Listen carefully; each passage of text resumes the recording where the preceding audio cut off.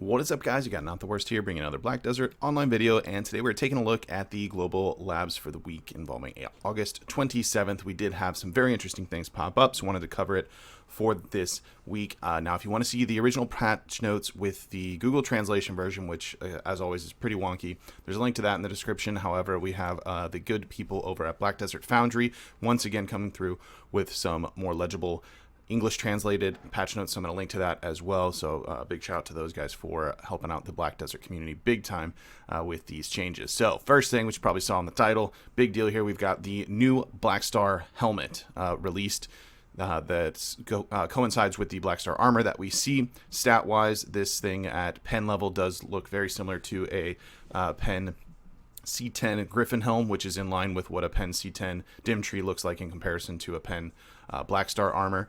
You use remnants of the rift for this item. The difference being at pen level, stats are the same, except of course Griffin has the all resistance. This does not. This has monster damage, additional monster damage once enhanced, and it's got just a hair more HP than a C10 pen Griffin does for that. Now, we don't see anything about Armor of the Fallen God or Dead God or whatever you want to call it from here just yet, but of course I do see that being available in the future. As far as when this is going to come to NAEU, I'm not too sure here, because when Blackstar Armor did release on KR servers, it took quite a while before that actually came to NA. They also did get it alongside with Odalita, so the release schedule on these has been quite a bit different. Next item that's brand new being brought in, we have a new accuracy ring that is introduced to the Thornwood Forest, is a zone in Odalita where this is going to be dropping. You can see at TET level we've got 15 AP and 24 accuracy. For comparison, that's 2 AP less than a TET Crescent ring, and then it is, I believe, 10 accuracy on a TET Crescent ring. That might be Tungrad ring, that's 10, and I believe Crescent's the same, but it could be a little bit different there. So you got about 14 more accuracy at TET level as well, for a sacrifice of 2 AP there, which is definitely going to help against evasion builds to some extent, but we'll see how this changes up the metagame a bit. Next up, we have a new costume. Queen Biorenkia Odor of the Barren Island Odalita announced a quest to bring the relics of Orzeka. Orzeka costumes are given to those who rescue the ancient kingdom of Orzeka. Leaves affected by the powerful power of Turin's lungs can be obtained and made into Turin's lungs, which is, as you can see, some items that are needed to get this costume. Leaves have a slightly higher drop rate than the lungs. Turin's black leaf is Turin's left lung, and the ashen leaf is Turin's right lung. So you get those together, and you're going to be able to put together this costume, which looks really, really, really cool. Like, really cool, in my opinion, kind of Black Spirit-esque in that form, that later form that he has. And don't worry, boys, we do get a little bit of, added in there for the lady classes, so no sweat. New crystal is also being introduced here. This is used with a simple alchemy recipe for Black Spirit Crystal, Awakened Spirit, and Voltara Spirit Crystals, and creates the Rebellious Spirit Crystal. This is going to give you 175 HP, all AP plus 5, extra monster AP plus 5, and skill XP plus 5% as well. Some new furniture introduced. Great whale wall decoration. Looks cool, but it's furniture, so not too many people super into that. We have a couple of item changes here. The weight was reduced on trash items from Bashams, Desert Nagas, Desert Fogans, and Kadris from 0.3 down to 0.2. It'd be kind of nice for those mid-grade players. Number of slots required in the garden fence has been added to the item description. High quality bluffing mushroom. The unnatural line breaks and description of the festival trail item has been fixed. Glory of the battlefield, the description of the expiration of the item description of the battlefield honor has been clearly changed. Content changes. Valencia's NPC Porazine and Odrexia as NPC Cherpi have learned a new way to store energy. You can convert your energy through those NPCs. 2 simple alchemy recipes using whale tendons have been added. The excellent whale tendon elixir and the chewy whale tendon elixir. Daily arena challenge method has been changed in order to see more players duel in the pit of the undying. It's been changed so that you can challenge the previous level according to your insignia level, and we've got a picture there. Unfortunately, it is not in English. However, you can select only one daily quest for each level.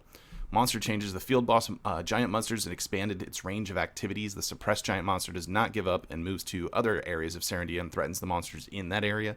Giant monster can move places up to twice. And Swamp Fogan and Swamp Naga are afraid of giant monsters who never know when to appear. An old variant Loa snake has been exposed for a long time to the scent blooming from the Loa flower pot in Paddocks Island was discovered. So this is pretty cool. They added a kind of rare spawn within the Loa snake rare spawn that already happens at Paddocks Island. If you're not familiar with it, I did do a 20-hour grind video that I covered that is linked in the Silver Breakdown playlist there. If you want to check that one out, you can head on over to the playlist and choose the Paddocks Island video for that kind of explains the Loa snake's and how those operate, we've now got a rare spawn within it, which has an even higher rate to drop the dream earrings that are dropping at that zone than the regular snakes do as well. The probability of an outbreak event of a variant lowest snake that appears when neutralizing the flow of flower pot has been increased. Agris Fever consumed when defeating the fallen Ahab in Thornwood was changed from 20 to 30. Amount of ancient spirit dust that can be obtained when defeating the fallen Ahab in the Thornwood forest has been reduced by a small amount. We have a couple of quest updates. Quest to obtain green and blue grade armor as a costume has been added. When acquiring Remnants of the Rift, the character's cheering action has been changed to output in the quest widget. If the quest name is too long, the icon and quest name have been modified so that they don't overlap, and selection range for moving the sweet gift letter window has been adjusted to the subject area. Now, we do have some class changes. It's nothing as super in-depth as we've been seeing lately, but a few tweaks, so let's go ahead and go through those real quick and check them out if your class applies here. First up, we've got Warrior. The Flow Reckless Blow charging hits have been increased by 2. Preceding skill combo text has been added to the descriptions of Whirlwind Strike, Quick Heavy Strike, and Charging Heavy Strike. For Ranger, we have the cooldown of Flow Tempest being reduced to 9 seconds, and the damage has been increased. It was previously 701. It's now 931 at the same number of hits, 13. The cooldown of Waltz of Wind has been reduced to 7 seconds, and the damage reduction during cooldown has been removed. The cooldown of Flow Rushing Wind has been reduced to 6 seconds, and the number of hits has been increased by 2.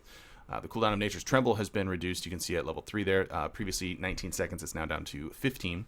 And the cooldown of Regeneration has been reduced from 18 to 12. In the description of Black Spirit Wailing Wind, the description which says the skill will push enemies on successful hits has been removed. For Wizard, the animation speed of Cataclysm has been increased, and the connection with other skills has been improved to be more smooth after using the skill. Other skill connections have been improved to be more smooth after using Flow Magical Evasion backwards. Other skill connections have been improved to be more smooth after using Chilling Wave, for which we have somewhat similar here. Using Succession Magical Evasion backwards continuously has been improved to be more natural. The description of the key input of Prime Multiple Magic Arrows has been changed to match the actual key input. Fissure Wave and Thunderstorm have been changed to activate immediately after using Flow Magical Evasion backwards. And for the new class Hashishim, which we haven't quite got released just yet on NAEU, the animation speed of Ensnaring Stands has been increased. Animation speed of Serpent's Coil has been increased. Flow Veracity has been changed to activate faster while using Serpent's Coil. Flow Condemnation has been changed to activate when left-clicking after using Flow Veracity. Quicksand can now be used on your hotbar to swap in the main weapon state. Flow Sand Warp has been changed so that it can be used after the first hit of Collapse. The Awakening Weapon box has been added so that you can obtain Baharum Jusaldo when opening it. So there we have it for this week's Global Lab. Some pretty exciting stuff on the horizons here. Hopefully these don't take too long to get over to our servers. This costume is just super cool. I think this is a really, really cool costume and kind of a neat idea of how it can be obtained as opposed to just pearl items. So pretty excited for that. Blackstar helmet, obviously something that people may want to pursue, especially if the looming Dead God armor for it is around the corner as well. Something that people will be looking into, possibly if they don't already have a Pen Griffin, as the turn-in for that will likely be similar to how you can turn in a Dim Tree instead of a Pen Blackstar armor as well. But let me know what you guys think about it in the comments down below. I would be interested to hear from you. If you did enjoy the video, be sure to like it. If you're new to the channel, be sure to subscribe so you get notifications for when new videos do go live. Make sure you click the bell so that it gives you the notifications for that too, because if you don't, it probably won't. And also, if you'd like to catch me playing live, there's a link to my Twitch page that's also in the description down there. You can head on over there, check that out, and drop a follow there so you'll get notifications through Twitch for that one as well. With that said, that's going to be it for this one. I want to thank everybody for watching, and I will see you next time. Me.